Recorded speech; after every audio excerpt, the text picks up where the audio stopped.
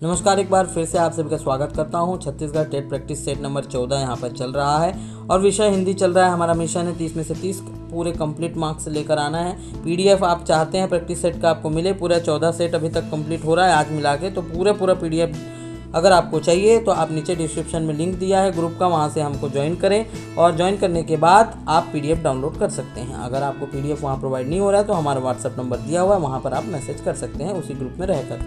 ठीक है, तो यहाँ पर स्टार्ट कर लेते हैं और शेयर जरूर कीजिएगा क्योंकि ऐसे कंटिन्यू आपके सभी सब्जेक्ट के प्रैक्टिस सेट आने वाला है। चलिए स्टार्ट कर लेते हैं। कलम का सिपाही का लेखक कौन है?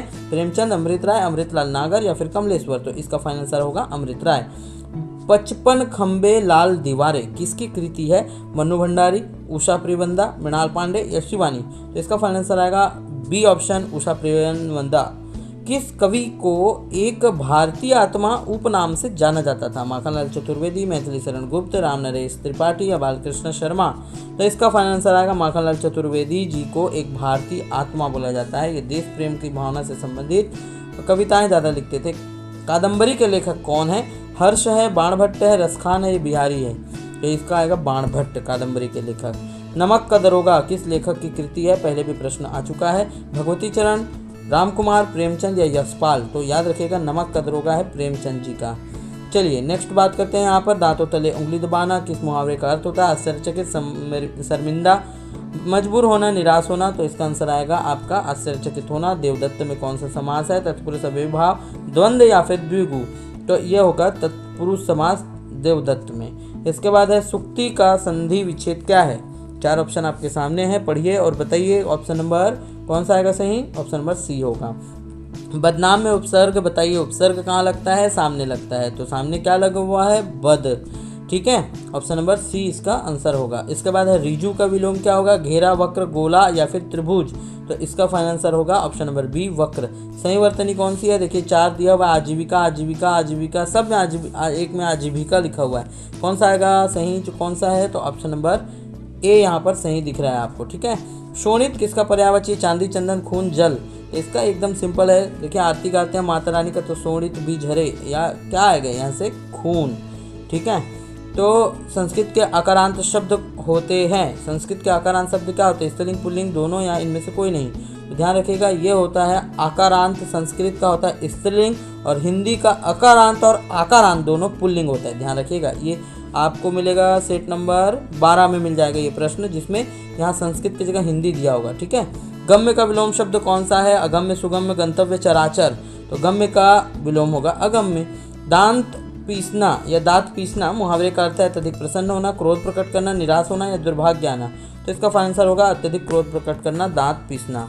ठीक है, नेक्स्ट चलते हैं। निम्न में से व्याकरण शिक्षण के लिए कौन सी प्रणाली उपयुक्त नहीं है? सूत्र विधि, संसर्ग विधि या फिर निगमन या फिर प्रयोगशाला विधि? तो प्रयोगशाला विधि यहाँ पर नहीं चलती है व्याकरण को पढ़ाने के लिए। भाषा शिक्षण भिक्षण नहीं है भाई, ध्यान रखिएगा। भाषा शिक्षण में पढ़ने में उपयोगी किंतु लिखने में कठिन विधि कौन सी है? वाक्य द्वारा अक्षर परिचय, वर्ण परिचय, शब्द द्वारा अक्षर परिचय या ये सभी? तो इसका फाइनल आंसर आएगा 47 नंबर का ऑप्शन नंबर डी। ये सभी जो होगी वो लिखने में कठिन विधि होती है। ठीक है, इसके बाद नेक्स्ट पढ़ते हैं हम लोग। भाषा शिक्षण के दौरान उच्चारण संबंधी अशुद्धियों को कैसे दूर किया जा सकता है? छात्रों को ध्वनि तत्व का ज्ञान करा के, शुद्ध उच्चारण का अभ्यास करा के, विश्लेषण विधि या फिर ये सभी? तो इस सभी के माध्यम से हम जो है इसमें अशुद्धियों को दूर कर सकते हैं। बाल सभाएं प्राथमिक स्तर पर आयोजित करने का मुख्य उद्देश्य क्या होता है? बाल सभा क्यों करवाते हैं? मौखिक अभिव्यक्ति या फिर लिखित अभिव्यक्ति प्रशिक्षण, श्रवण कौशल या इनमें से कोई नहीं? तो इसमें जो है आपका ऑप्शन नंबर ए आएगा, मौखिक अभिव्यक्ति प्रशिक्षण के लिए होता है। अभ्यास की अवस्था में महत्व किसको दिया जाता है? पढ़ने, लिखने, मौखिक वाचन, ये सभी को दिया जाता है अभ्यास में। विद्यालय पाठ्यक्रम में मातृभाषा का स्वरूप क्या है? प्रथम स्वरूप में यह एक स्वयं का विषय है, स्वयं एक विषय है अलग से, कि द्वितीय स्वरूप में यह अन्य विषयों को पढ़ाने का माध्यम है? ए या बी दोनों सही हैं या ए या तथा बी दोनों ही कथन त्रुटिपूर्ण है? कौन सा आंसर आएगा इसमें? दोनों सही हैं, ऑप्शन नंबर सी। उच्च प्राथमिक स्तर पर कहानी रचना के लिए उपयोगी सामग्री होगी? श्यामपट्ट, फ्लैश कार्ड, चित्र कथाएं या ये सभी? तो इसका आंसर आएगा ये सभी। ठीक है, ऑप्शन नंबर डी। व्याकरण शिक्षण का भेद है? औपचारिक व्याकरण पाठ, व्यवहारिक पाठ या फिर प्रासंगिक व्याकरण पाठ या फिर ये सभी? तो इसका फाइनल आंसर आएगा आपका ये सभी आएगा, तीनों के साथ मिलाकर आएगा। ठीक है, नेक्स्ट क्वेश्चन बढ़ते हैं दोस्तों। दूसरों तक शेयर जरूर कीजिएगा। ठीक है, तो चलिए, भाषा शिक्षण में संप्रेषण की कुशलता बढ़ती है किसमें? धन से, अंतःक्रिया से, अनुभव से या प्रशिक्षण से? तो भाषा शिक्षण में संप्रेषण क्या प्रशिक्षण से बढ़ती है। पाठ योजना लेसन प्लान तैयार करने के पीछे शिक्षक का उद्देश्य होता है क्या? प्रभावी शिक्षण।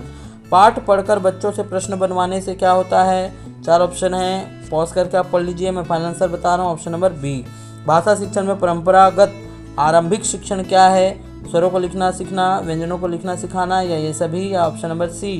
तो देख लीजिए आप कौन सा होगा, पॉज करके। ऑप्शन नंबर सी इसका फाइनल आंसर होगा। हिंदी भाषा के मौखिक व्यवहार में शब्दों के शुद्ध उच्चारण निर्भर करते हैं बोलने पे बल पे, बोलने के सुर पर, बोलने के अनुतान पर, या इन सभी पर? तो इसका फाइनल आंसर होगा इन सभी पर।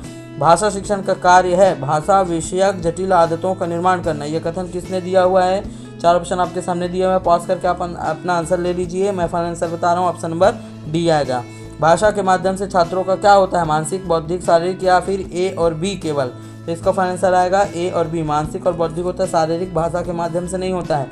तो इसी प्रकार हमारा यहाँ पर अब ये नंबर 14 सेट जो है वो कंप्लीट होता है। अब 15-16 और आएगा, उसके बाद आप सभी के लिए फिर इन्वायरमेंटल साइंस का स्टार्ट हो जाएगा। ठीक है, इसके बाद आपका इन्वायरमेंटल साइंस स्टार्ट हो जाएगा। तो बने रहेगा, अपडेट आप सबको मिलता रहेगा। तब तक के लिए बहुत बहुत धन्यवाद। चांस